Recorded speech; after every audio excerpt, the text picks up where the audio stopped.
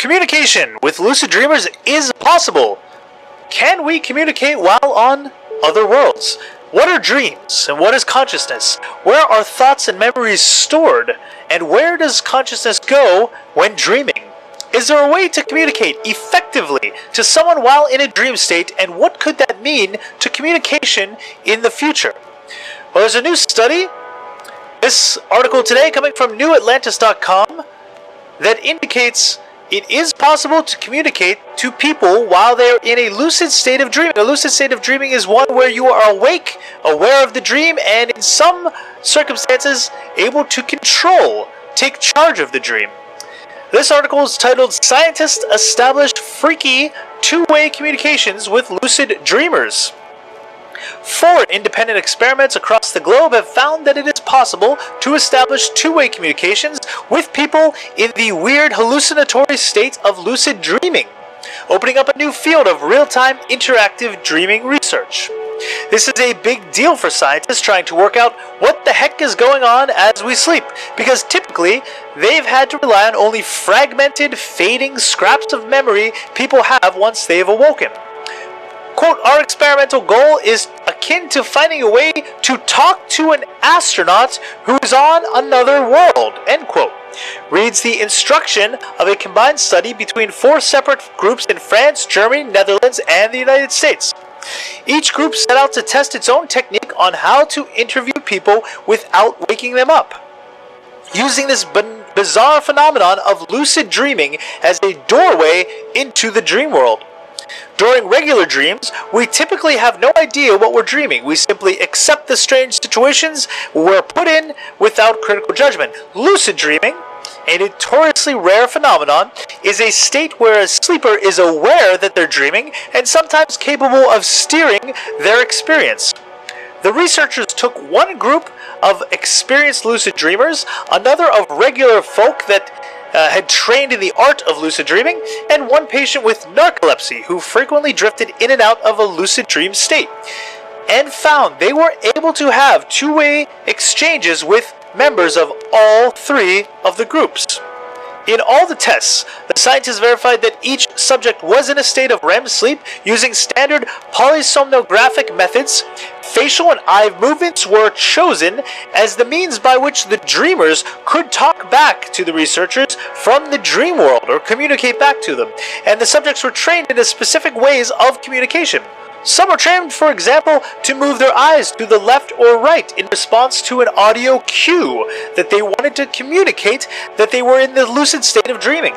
None were trained with the specific questions they'd been asked while they were asleep, so they were not given the questions they'd been asked before sleeping. This was all done in the state of sleep. They did not know what they were going to be asked. They had no way of planning ahead of time to manipulate the tests. From there, the U.S. team from Northwestern University started getting the dreamers to answer math questions asked verbally by the researchers, with an appropriate number of left to right eye movements scanning all the way from the left to the right, which made the correct answers stand out clearly from the regular levels of eye movement in REM sleep. The Dutch team from Radboud University Medical Center went for something similar, adding some visual cues as well. The German team from Osnabrück University also gave its dreamers math questions, this time in the form of Morse code and alternating colors with left-right eye movements as the answer. The French team from Sorbonne University, working with the narcoleptic subject, was able to ask yes/no questions. The subject answered yes by contracting his zygomatic muscles, which draws the sides of the mouth up and out like a broad smile, and no by contracting his corrugator muscles, the ones that we use to furrow our eyebrows. Another subject was asked to count how many times the researcher was tapping his right hand.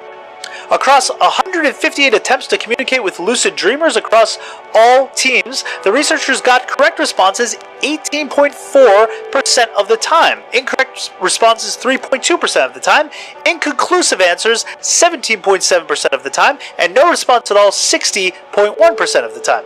After the subjects awoke, they were interviewed about what had just happened, and most of the time they remembered the communications.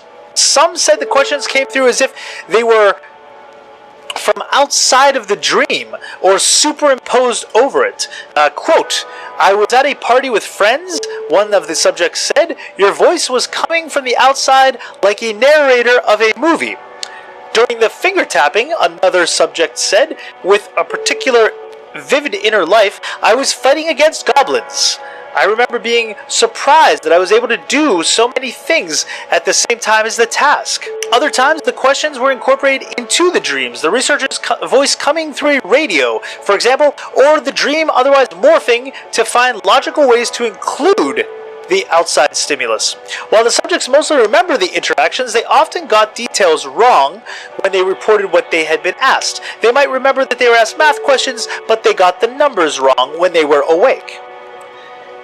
And this shows just how unreliable any waking memories of dreams can be.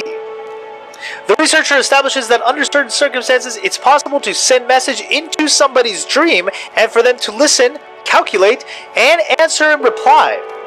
Subjects were able to remember pre-sleep instructions on how to answer questions and to correctly answer questions about their waking life, like, do you speak Spanish?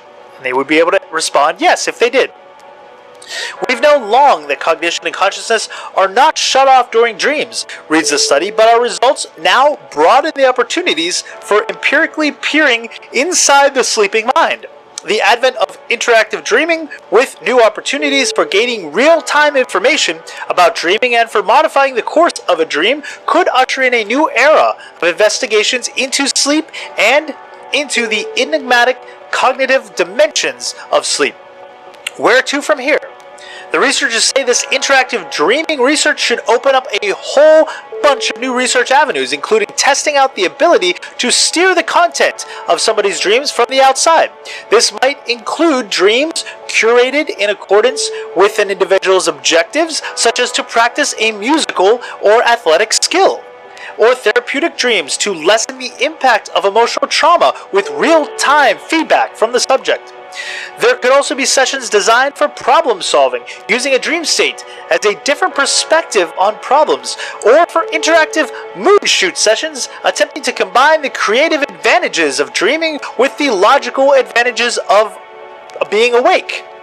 Artists and writers say researchers might also gain inspiration from sleep communication. This new research might make it possible to communicate to astronauts, explorers, often to distant planets in the future. Would we be able to, here on Earth, communicate to someone on Mars or further? Is there no limit to where communication can go in this dream state? Where is this dream world? A higher level of consciousness, another dimension possibly, that we are able to gleam into, access, send messages through. The possibilities are very exciting for this. Tune in on Sundays at 6 o'clock Pacific Standard Time as we do our live show, Enter the Unfamiliar. We talk about the UFO phenomenon, the paranormal, biblical prophecy, strange mysteries, and hidden histories. We thank you for watching.